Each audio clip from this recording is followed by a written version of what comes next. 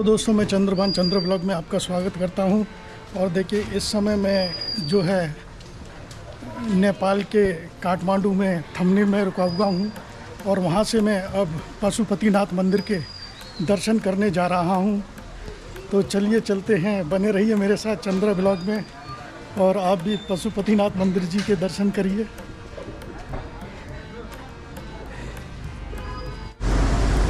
सुबह के अभी 8 बज रहे हैं, तो अभी सुबह बाज़ार वगैरह सारा बंद है, तो हमको मालूम नहीं है बस कहाँ से मिलेगी। अभी हम यहाँ के स्थानीय लोगों से पूछते हैं। ये सामने आगे बालाजी चौक है, यहाँ से हमको बस मिलेगी। और जिस हॉस्टल में मैं रुका हूँ करीब यहाँ से 1.5 किलोमीटर की दूरी पर है। 1.5 किलोमीटर मेरे को पैदल चल के आना पड़ा है। तो देखते हैं यहाँ से बस मिलती है, कितनी देर में हमें बस मिलती है।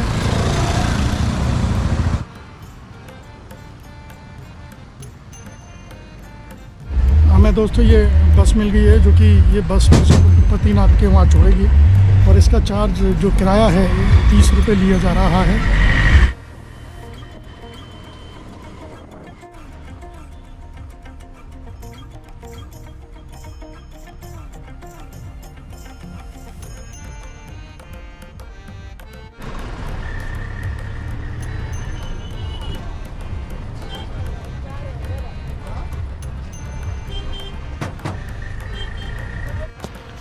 दोस्तों, बस ने हमें यहाँ गौशाला पर उतार दिया है।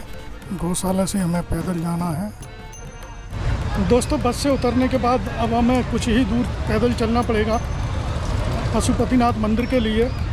और दोस्तों, मैं आपको बता दूं, बस अगर आप यहाँ आते हैं तो बस वाले मुँह मांगा पैसे मांगते हैं, जो कि 20 रुपये ही लगते हैं। मेरे साथ क्या हुआ था कि मैंने पहली बस रुकी थी, तो मैंने उससे पूछा था थमील से, और यहाँ तक आने के लिए बालाजी चौक से गौशाला के लिए, जो कि गौशाला ही उतरना पड़ता है, गौशाला से पैदल जाना पड़ता है।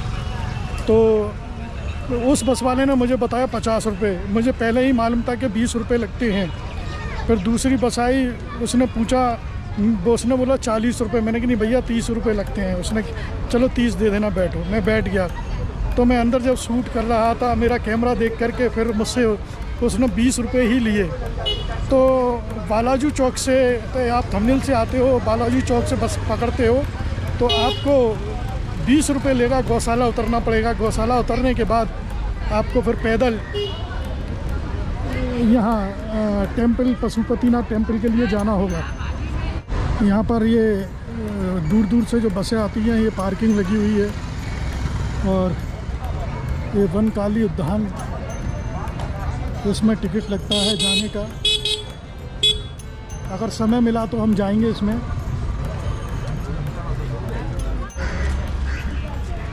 ये यहाँ से प्रवेश द्वार है। यहाँ से अंदर कोई भी बाहर नहीं जाएगा, सिर्फ पैदल वाले ही जाएंगे या जो लोकल हैं वही जाएंगे।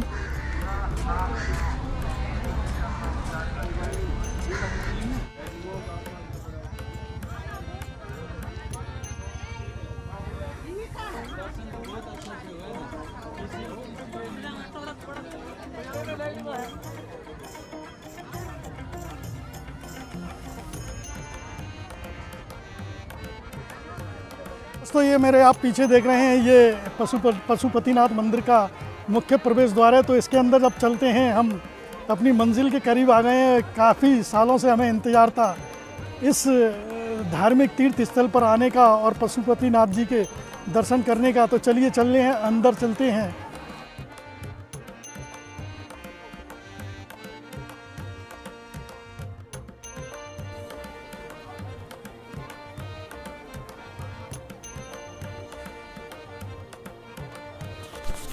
मंदिर प्रांगण बहुत ही विशाल क्षेत्र में है और इसकी सुंदरता देखते ही बनती है। और यहाँ एक ही कलर नज़र आ रहा है, गेरुआ कलर।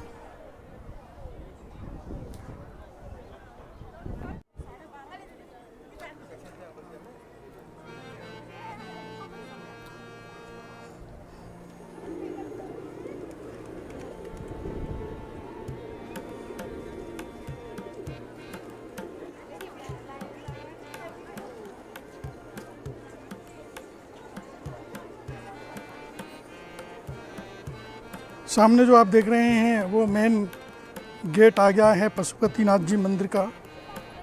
और दोस्तों इस पशुपतिनाथ मंदिर जी के बारे में अपने देश भारत में हिंदुस्तान में धार्मिक मान्यता है कि शास्त्रों के अनुसार धार्मिक मान्यता है कि जब ये महाभारत का युद्ध हुआ था, युद्ध समाप्ति के बाद जब ये पांडव अपने स्वर्ग सारा अपना राजपाट त्याग करके पांडव स्वर्ग के लिए जा रहे थे, तो केदारनाथ घाटी में केदारनाथ के पास वहाँ इन्होंने भोले शंकर जी को, शंभू जी को इन्होंने खुश करने के लिए यज्ञ किया, क्योंकि वो इनसे नाराज़ चल रहे थे। उसके बाद इन्होंने में यज्ञ किया और तपस्या की।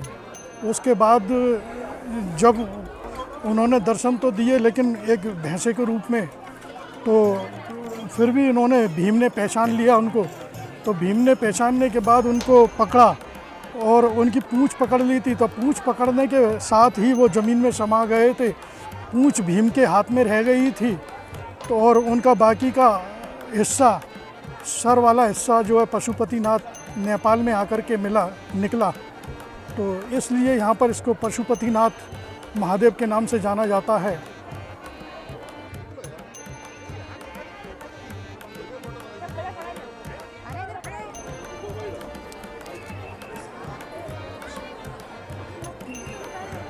ये दर्शन के लिए लाइन लगी हुई है और हम सबसे पहले दर्शन करते हैं। उसके बाद मंदिर परिसर के जो चारों तरफ है वहाँ हम देखेंगे और घूमेंगे। बहुत ही सुंदर नज़ारा है।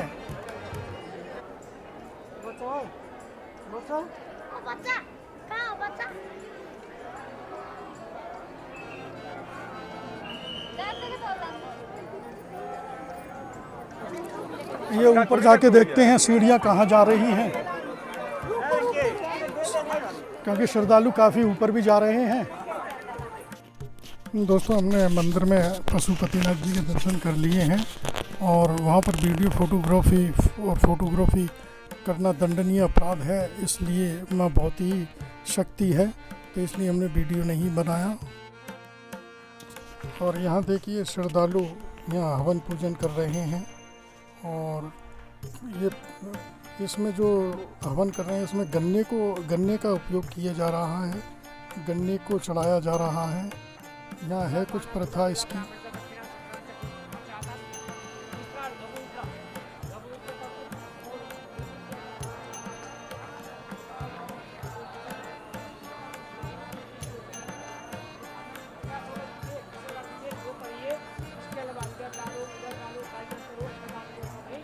जगह जगह पर यहाँ पर विधि विधान से ही पूजा कराई जा रही है। ये देखिए अब जगह जगह यहाँ यज्ञ कर रहे हैं श्रद्धालु। बहुत ही सुंदर नज़ारा और मौसम बहुत बढ़िया है, यहाँ गर्मी नहीं है इतना।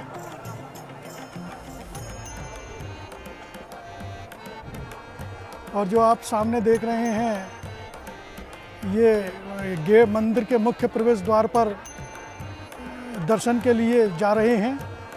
दोस्तों ठीक पशुपतिनाथ मंदिर जी के पीछे ही बागमती नदी बहती है और मैं अब आपको उस नदी के पास लेकर के चलता हूँ। और वहाँ पर एक सबसे बड़ा एक स्वर्ग लोक भी है, जहाँ पर लोगों को अपने बैकुंठ धाम पहुँचाया जाता है, स्वर्ग के धाम पहुँचाया जाता है, जहाँ उनकी क्रियाक्रम अंत्येष्टि वगैरह की जाती है। तो वो भी मैं आपको इस पशुपतिनाथ मंदिर परिसर के पीछे जो बागमती नदी है वहाँ आपको लेके चलता हूँ और आपको दिखलाता हूँ।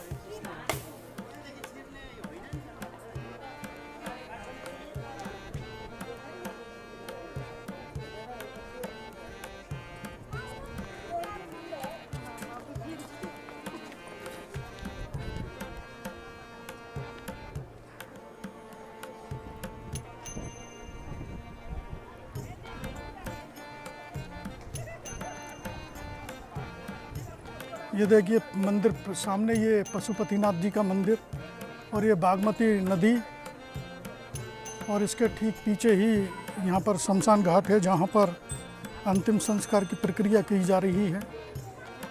और अभी भी यहाँ कई चिताएं जल रही हैं।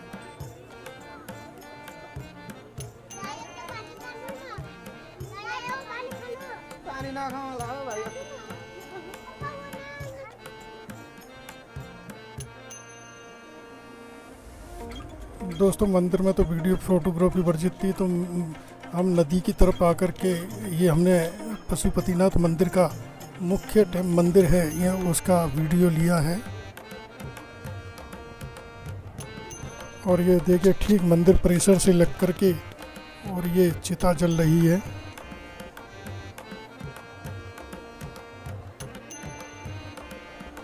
देखिए मैंने नेपाल के काठमांडू के बहुत ही पवित्र स्थान पशुपतिनाथ मंदिर के आपको दर्शन कराए और मैंने भी दर्शन किए। तो दोस्तों ये मेरी बहुत ही दिनों से तमन्ना थी, बहुत ही सालों से तमन्ना थी, क्योंकि मैं 3-4 बार केदारनाथ जी के दर्शन करके आ गया था। लेकिन कहते हैं कि धार्मिक मान्यताओं के अनुसार कहते हैं कि केदारनाथ के दर्शन करने के बाद यहाँ फिर पशुपतिनाथ आना अनिवार्य होता है। इसलिए मैं यहाँ भी एक बार अपना मत्था टेकने पशुपतिनाथ के दरबार में आया हूँ। तो दोस्तों यह नेपाल का मेरा 2 दिन का टूर था, इसलिए मैं सिर्फ इस ब्लॉग में पशुपतिनाथ जी के ही दर्शन कर पाया हूँ। तो दोस्तों आने वाले समय में मैं पूरे नेपाल का टूर करूँगा, जिसमें मेरी पूरी नेपाल सीरीज़ होगी। तो दोस्तों मेरा यह ब्लॉग अगर आपको पसंद आया हो तो लाइक और शेयर और सब्सक्राइब करना प्लीज़ धन्यवाद। और आपके लिए लाता रहूँगा एक से एक और नई से नई वीडियो।